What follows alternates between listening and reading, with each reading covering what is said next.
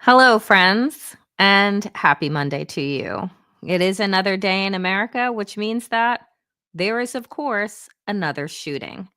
This time at an elementary school, well, a K through 12 school, a religious school, and three people are dead, including the shooter.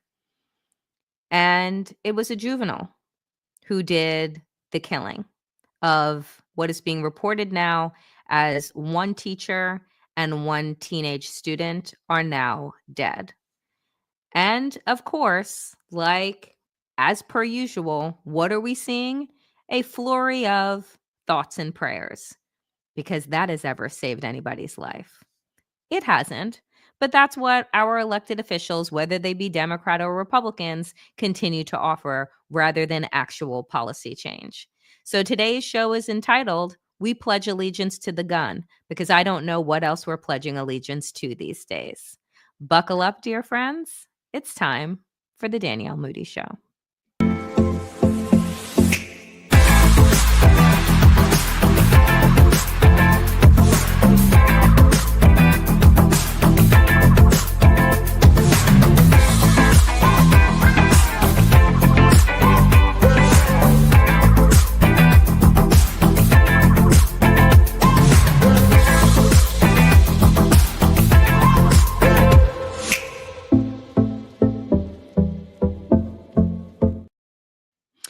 Hello, friends, and welcome to the Danielle Moodie Show.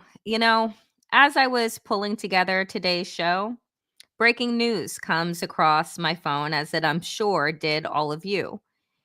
And it said that there was another school shooting. This is for many schools the week before we head out for holiday break.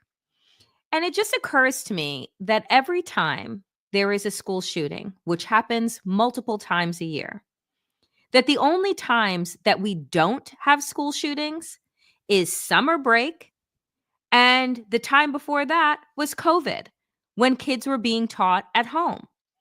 Otherwise, honestly, for you parents that are out there watching or caregivers, I'm not quite sure how you manage to muster the strength to send your kids into school, knowing that there is a possibility that your school could be next and that your child won't be coming home. And it shouldn't really matter that we are just days away from the Christmas holiday, because anytime that this happens, it's tragic. Anytime that young people who should be in the safest place, which should be their schools, are sent army crawling, running for their lives, hiding in closets, because this is what we've taught. And, to the governor, right? The governor of Wisconsin is a Democrat. And he wrote this on X. I am closely monitoring the incident at Abundant Life Christian School in Madison.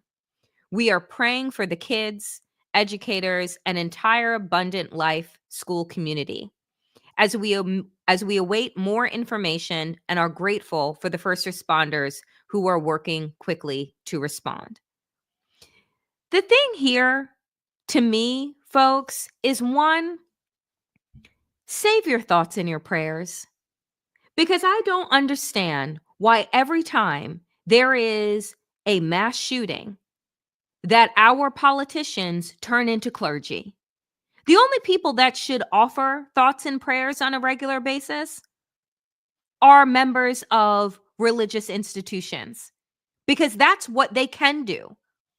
Our elected officials, however, have the ability to do so much more. And for Republicans out there who think that arming people inside of schools, putting in metal detectors, putting bars on windows, or as I think it was Ted Cruz said, just have one door in and one door out, because that's going to solve the problem.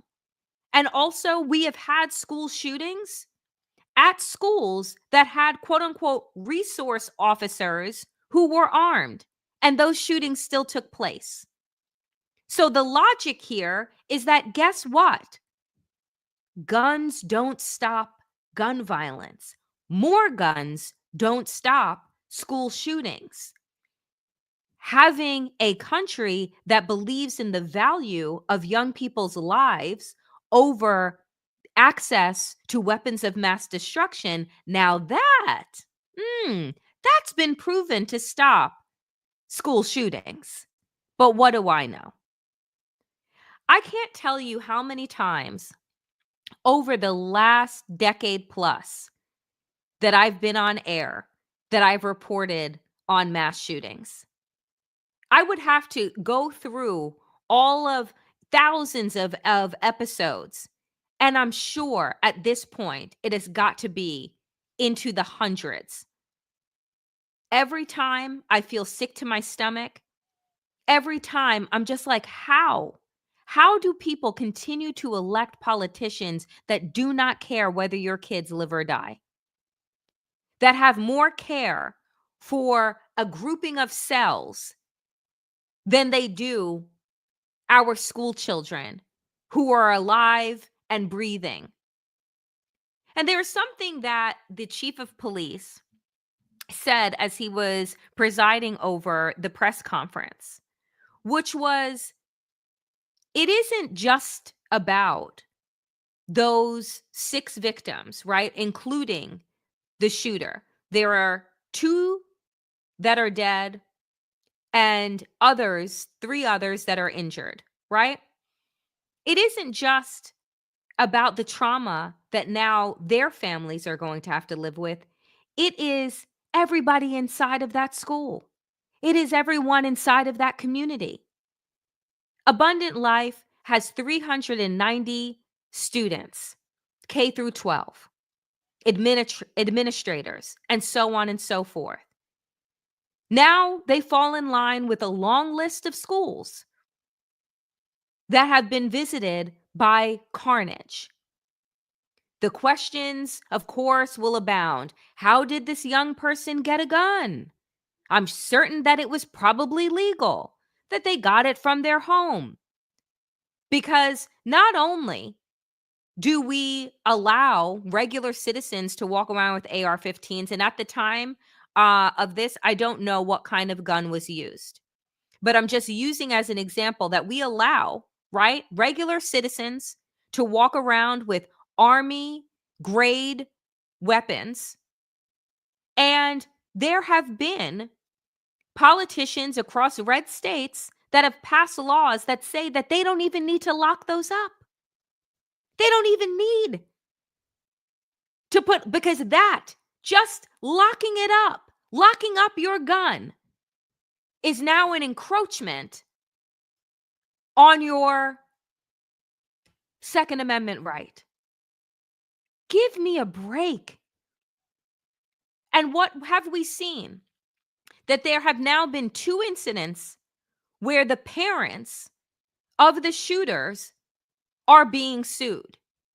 So we will have to see how this case unfolds, whether or not there were negligent parents that were involved, whether or not they had guns in the home that were not locked up, whether or not there were warnings, right? We'll go through the same rinse and repeat that we do every single time there is a school shooting.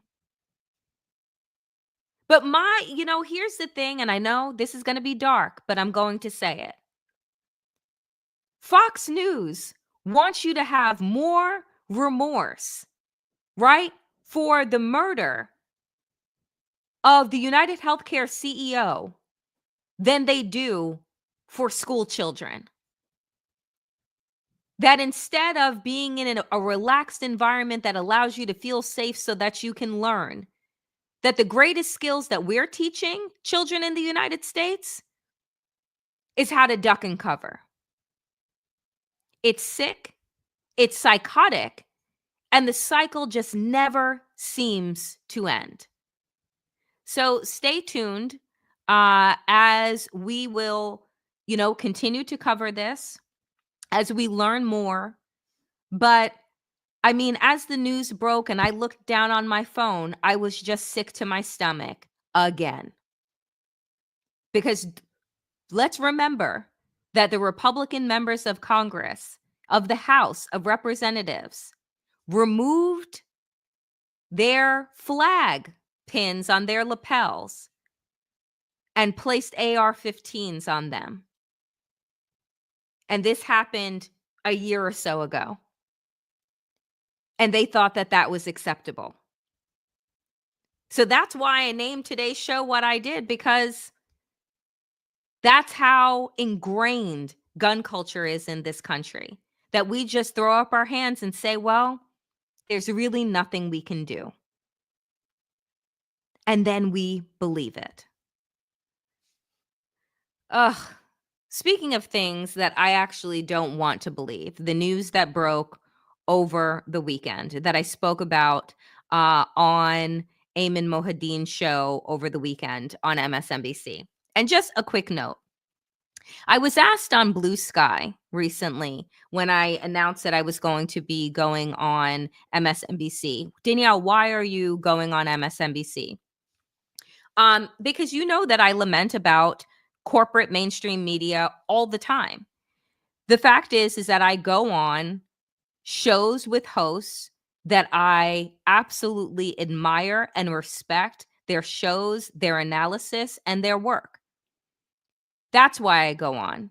Katie Fang and Ayman Mohadeen are two of those people whose shows I make exceptions for, because they actually want to have real conversations, not just quick hits that actually mean nothing. And it saddens me that two of the most thoughtful, brilliant hosts that I know, that they're shoved into the weekends where during the week we get what? Katie Tur and Andrea Mitchell. And to be clear, outside of watching clips, I do not watch cable news and have not watched it since the election because I feel a certain type of way. But I do stay up to date with what people whose opinions I actually care about do. But here's another instance, friends, of obey in advance. So ABC News, to apologize and pay $15 million to settle a defamation suit brought by Trump. The funny thing is that attorneys that I know say that ABC had a very strong leg to stand on, that most networks do, because the bar to prove defamation with public figures is so goddamn high. But instead of standing on that strong leg, they decided to bow down.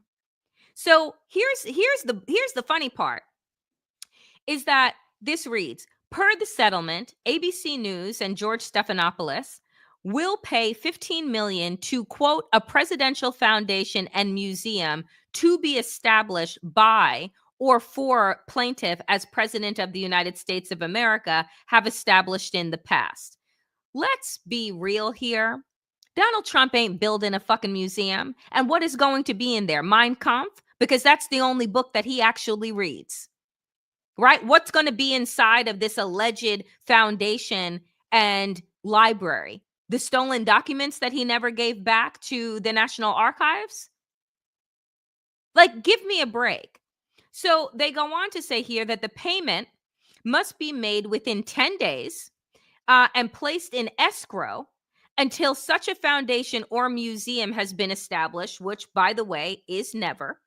ABC and Stephanopoulos will also pay $1 million in fees for Trump's attorneys, which his attorneys should be wiping sweat off their brow because Donald Trump doesn't pay anybody for anything. So they were probably never going to see a penny if, in fact, ABC didn't decide to settle.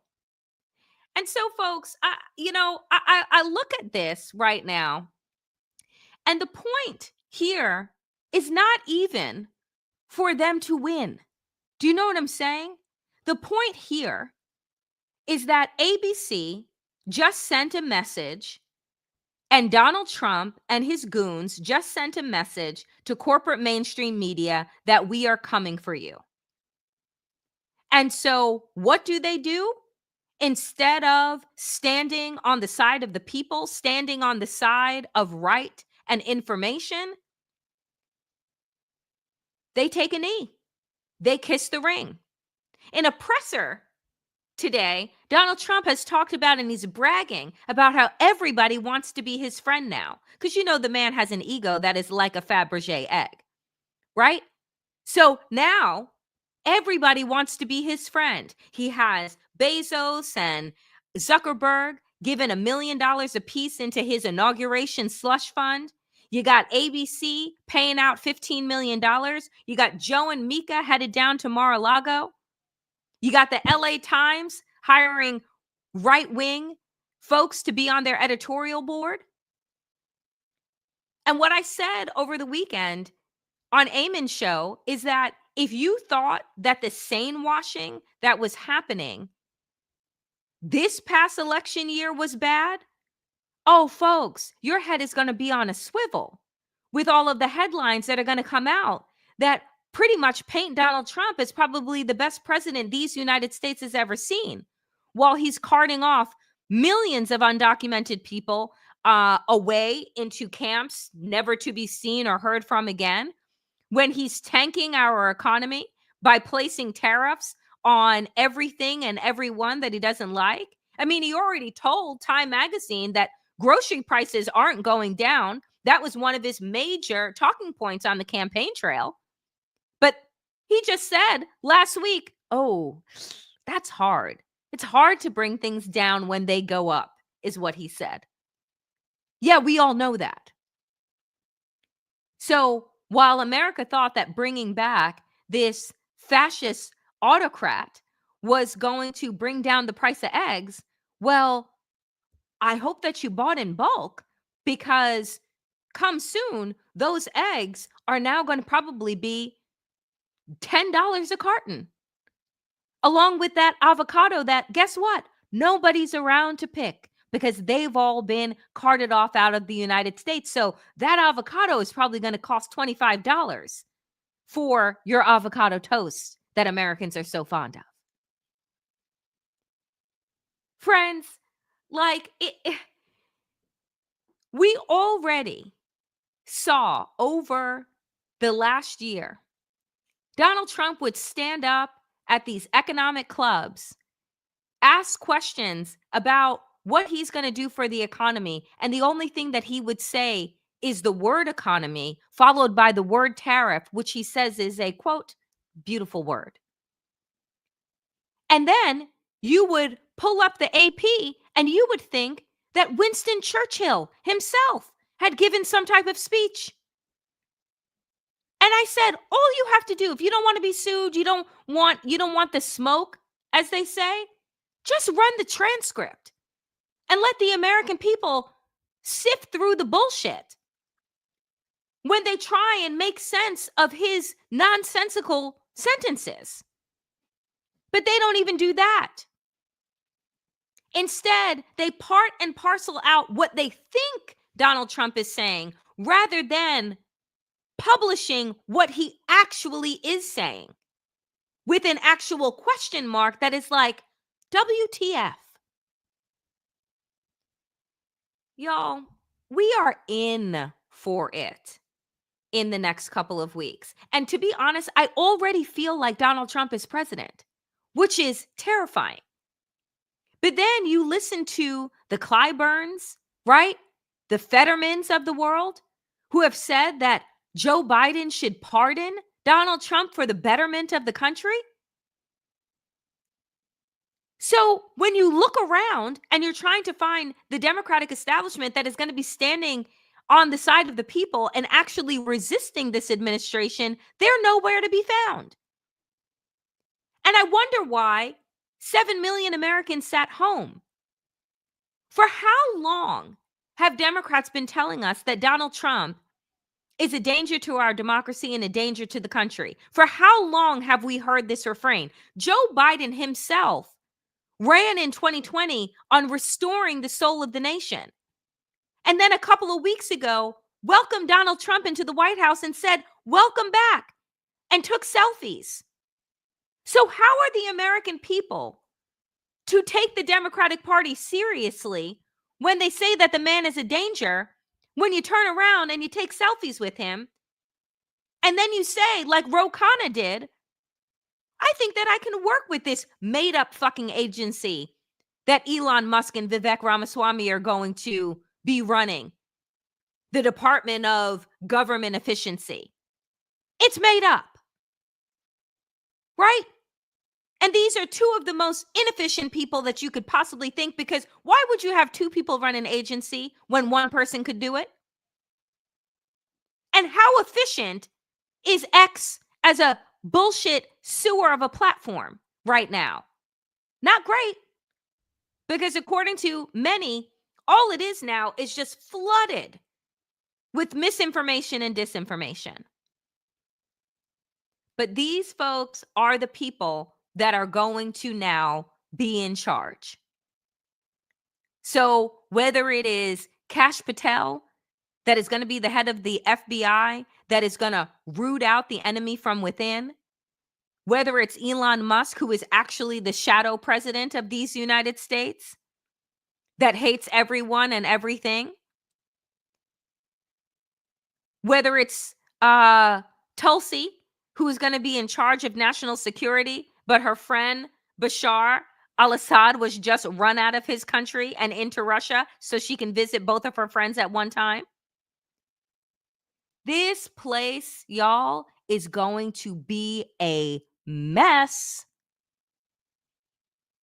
And the people that are supposed to be holding it down on our behalf have already bent to knee.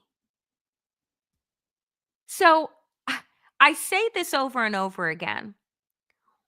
What are we actually supposed to do here?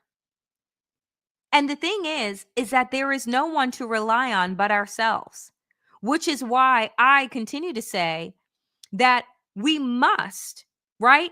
We must start building the resistance inside of our communities. We must start meeting our neighbors, right? Coming together with like-minded people that actually care about the future of this country. Because those that are supposed to represent us, that swore an oath to the Constitution, are doing anything but. And it's leaving all of us to wonder, do we need a viable third party that is not the working families, that is not the Green Party? Because essentially, where Democrats have moved, folks, as the Republicans have moved so far to the right, So the Republicans are now the MAGA extremists. But where Democrats find themselves is where Mitt Romney and George W. Bush were in the early 2000s. They might as well be moderate Republicans. So who are the real Democrats? I uplift the Jasmine Crockett's, the Alexandria Ocasio-Cortez's, right? The people that are actually speaking out and doing the work, but they're not even being put into leadership positions because we still got the octogenarians running the show. So although there are a handful of actual progressives, the fact of the matter is that those that are still part of the Democratic establishment are basically moderate Republicans. And they continue to moderate their policies and contort themselves in order to get Republicans to like them. So Republicans are winning all the way around. And, I really don't know where, again, I say that this is going to leave us. But here is Steve Bannon at the New York Young Republican Club over the weekend saying, "Are you ready for Trump 28?" Talking about the fact that because Donald Trump will not be serving consecutive terms that he could very well run again in 2028. Steve Bannon, of course, does not pay attention to things like the Constitution of these United States and the 22nd Amendment, which says that presidents are limited to 2 terms. Quote, no person shall be elected to the office of the president more than twice.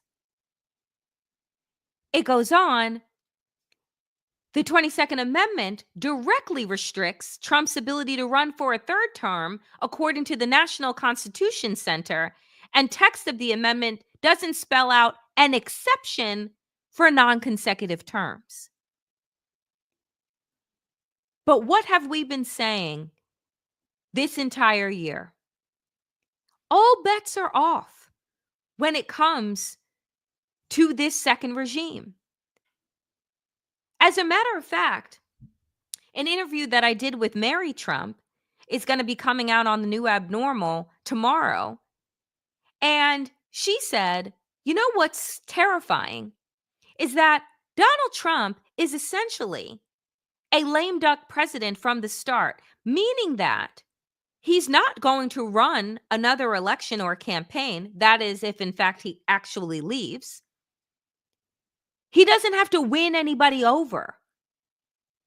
And so when you are not accountable to anybody and you have no guardrails and you don't have to run a new election, you can do, frankly, whatever the fuck you want. So there really is no stopping these people from doing their worst, which is what they are planning to do. Now, as a friend of mine said most recently, to try and quelch my simmering nerves, is that, Danielle, it took Republicans 50 years to get to this place. It took them 50 years to overturn Roe v. Wade, to overturn affirmative action, right? To roll back our civil liberties and protections, to stack the Supreme Court. Donald Trump is not going to be able to overturn our democracy in the first 100 days or the first year of this presidency. And so what should we be doing during this time? Thinking, planning, and not just planning for 2026 or for 2028, but planning 50, 60, 100 years down the road. We cannot spend all of our time reacting to everything that Donald Trump is going to do, because Steve Bannon told him a long time ago to flood the zone. And all we've been doing for the past 9 years is following the bouncing ball. That takes us outside of our ability to be able to plan, to think about what kind of country we want to live in. How do we actually want to be moving forward? What does a multiracial democracy really look like? And so if you spend all of your time tied up and reacting to the worst, then you're not imagining, you're not planning. There are times for doing and there are times for thinking. And frankly, I would argue that the time that we're getting ready to move into is that. The time to think, to reset, to recognize that the institutions and the agencies that Donald Trump is getting ready to destroy were never working for all Americans anyway, because they weren't built to work for all Americans. So what will come next? What do we want to come next? Those are the questions that I would prefer we be thinking about. But as I close out today, I want to offer this. A broken clock is right twice a day. And this is what brings us to Mitch McConnell's latest statements. McConnell defends polio vaccine and apparent warning to Kennedy. Efforts to undermine public confidence in proven cures are not just uninformed, they're dangerous. And apparently, I was today's year old when I found out that Mitch McConnell is a polio survivor. Who knew? But he goes on to say that, quote, anyone seeking the Senate's consent to serve in the incoming administration could do well to steer clear of even the appearance of association with such efforts. But here's my thing. Everyone can lie. RFK Jr. is going to go in there. He's going to sit down. And what he's going to do? He's going to recant all of the things that he's been saying on every single podcast. He's going to recant all of those things. And then what are we supposed to do? Take him at his word? Because what Mitch McConnell, in my humble opinion, should be saying is, I'm not supporting his nomination. And I urge all other Republicans not to support his nomination because the things that he is offering are dangerous and will make America sicker than we already are. But of course, he loves himself some doublespeak, right? And he's stepping down from leadership and has just fallen again and again, showing us that I do believe that there should be term limits everywhere. No one should sit in lifetime appointments or be able to run again and again or sit in a job for 40 and 50 years. Because what our politicians continue to show us is that they are not built for this moment. So, I have to say here, as I close out, here's one of the last headlines that I looked at today. And it's this: what to know about South Korea's martial law and the impeachment vote threatening its president. The last week has seen political chaos and huge protests by angry South Koreans against Yoon. After his baffling dark of night martial law on December 3rd, the first in more than 40 years, throngs of lawmakers and nearly 300 heavily armed soldiers rushed to the parliament ahead of a pre-dawn vote that reversed it after only 6 hours. As lawmakers debate impeachment, deepening investigations into Yoon's decree have become accompanied by detentions of high-level officials. You see, folks, South Korea has it right. And the South Korean people called bullshit on President Yoon's move to declare martial law so that a vote to impeach him could not take place. You see, they've seen this show before, and they said, we're not having it. And you see how the parliament has turned around, and not only are they investigating Yoon again, but now they're investigating the rest of his cabinet. And people are being held in detention. Why? Because they're impeding on the progress and the democracy of that country. So I pray that South Korea is foreshadowing in the ways in which the American people can recognize that we still have power and that we need to be alert. We need to be vigilant because guess what? Corporate mainstream media is not going to keep us in the know. Our representatives are not going to keep us in the know. So this is up to us to figure out what we want to do moving forward and whether or not we want to continue with this very imperfect project of American democracy. But this is what it looks like. As the Washington Post, bought by Bezos, says, oh, democracy dies in darkness. No, it doesn't.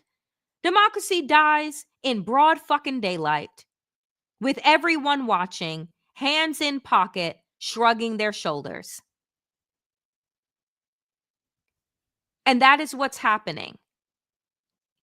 Media outlet by media outlet, politician by politician. We, the people, must demand better. And if we don't, better is never going to come. And if we think that the first Trump term was bad, folks, buckle up. Because what is coming next is like nothing we've ever seen before. And so I say, with these next couple of weeks ahead of us, if you have not been vaccinated for, go make your doctor's appointments. Go get yourself taken care of and your family taken care of, because we have no idea what the FDA is going to be directed to revoke. We have no idea, right? If the water that is going to be coming out of our taps, if everywhere is not going to look like Flint, Michigan or Jackson, Mississippi, because of the decisions that a potential HHS secretary, RFK, could decide based on his QAnon conspiracy theories. So the only way to protect yourselves is to stay as informed and alert as possible.